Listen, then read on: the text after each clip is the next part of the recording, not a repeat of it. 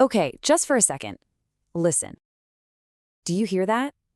It's a low, kind of persistent rumble, and it seems to come from nowhere and everywhere all at once. If you can hear it, you might just be one of the very few who can perceive a global mystery we call the hum. It's this strange sound that's been baffling scientists and honestly tormenting people for decades. So let's get into it. This is how someone who hears it puts it. And you've got to understand, this isn't just some faint noise in the background. For the people who can hear it, the hum is this invasive, inescapable thing. It's a sound that a lot of them say they can feel in their bodies just as much as they can hear with their ears. And we're not talking about a handful of people here. In places where the hum is a big deal, like Taos, New Mexico, research suggests that about 2% of the population can hear it. Just think about that. For every 50 people you know, one of them might be what they call a hummer. So what is it actually like to live with this sound, day in and day out? Let's break down what people who hear the hum are really going through. The descriptions are weirdly consistent. People will say it sounds like a distant truck just idling, or the drone of an old propeller plane, or the hum from an electrical transformer. And what's wild is that it doesn't matter where they are. Someone in Bristol, UK, and someone in Kokomo, Indiana will describe the exact same thing. It's the sound that's just always there, right on the edge of hearing, and it gets way worse in the quiet of the night. And the impact of this constant noise is, well, it's really serious. This isn't just an annoyance, it's a chronic disruptor of life. Sufferers report this whole range of debilitating health issues, from physical stuff like headaches and nausea to just profound psychological stress. And tragically, the inability to ever escape the sound has even been linked to suicides. And this is not some new thing. I mean, there are stories of sounds like this going back centuries, but the modern chapter of the hum really kicks off in the 1970s.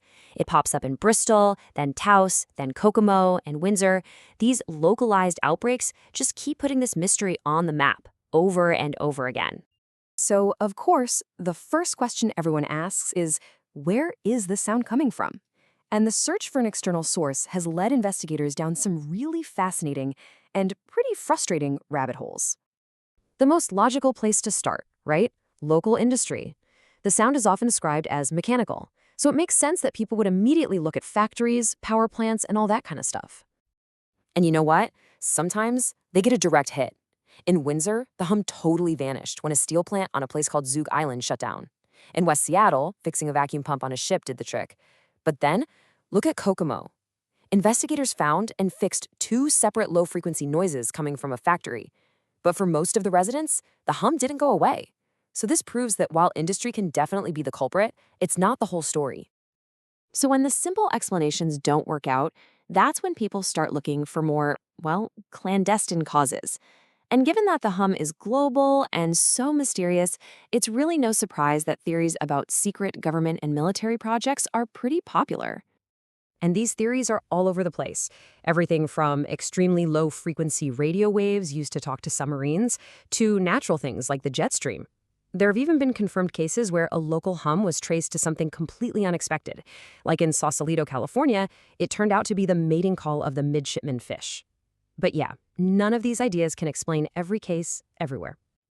Okay, so this brings us to a really compelling and often overlooked suspect that might just explain why the sound is so widespread and seems to come from the ground: the massive network of pipelines right under our feet.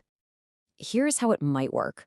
High-pressure natural gas pipelines operate under just immense force, and that pressure can make the metal pipes start to vibrate. This basically turns miles and miles of pipeline into a giant underground musical instrument. And the low-frequency sound it makes can travel for huge distances through the ground itself, which could explain why it's so dang hard to pinpoint where it's coming from. And this is where the timeline gets really interesting. If you look at when national high-pressure gas grids were built in both the UK and the US, it lines up really well with when widespread reports of the hum started showing up in the 1970s and later. The correlation is pretty strong. But okay, even with really strong external suspects, like pipelines, there's still a huge piece of the puzzle missing. Why can only some people hear it? And that question forces us to turn the investigation inward. Or maybe more accurately, what if the ability to perceive the sound is actually a result of our own unique biology? This is where the whole mystery shifts from what is that sound to why can I hear it? The hum is always described as a low-frequency noise, or LFN.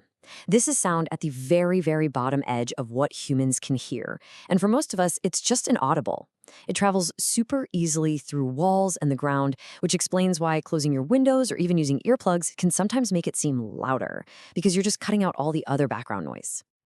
And this, right here, is a huge reason why science has had such a hard time actually measuring the hum. This graph shows the problem perfectly. The standard way to measure noise, that's dBA, the red line, is designed to copy average human hearing, which means it's built to filter out those very low frequencies. But an unweighted measurement, that bold blue line, can show a really powerful low-frequency signal that a normal sound meter would just completely miss. Now, a common dismissal you'll hear is that the hum is just some weird form of tinnitus. But this chart shows the key differences. And the big one is this. Most hummers say the sound is location-specific. If they drive out of town, poof, it's gone. Tinnitus, on the other hand, follows you everywhere. They're just not the same thing. So, what's the alternative? Well, one really compelling theory is called auditory sensitization. The idea is that long-term exposure to this low-frequency noise, even at levels you can't consciously hear, might physically change your inner ear. It could make you hypersensitive to those specific low frequencies. So the sound was actually there all along. Your ear just learned how to hear it. So, where does that leave us? We have external sources that are creating real low-frequency noise, and we have an internal biology that might make some people uniquely able to hear it. What does it all add up to? I think the most important conclusion after all these decades of research is this. There is no one hum. It's not a single sound coming from a single source. It's a really complex phenomenon with a bunch of different causes and factors. So, in the end, the hum is probably a perfect storm. It seems to require two things. First, a real external source of low-frequency sound that's just all over our modern environment. And second, a person whose hearing is, for whatever reason, tuned in to that specific frequency. It's this fascinating and for some deeply frustrating interaction between our world and our bodies.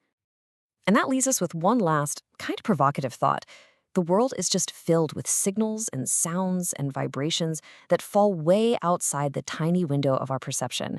The hum is this powerful reminder that what we experience isn't the whole picture. It really makes you wonder, doesn't it? What else is out there that we just can't see or feel or hear?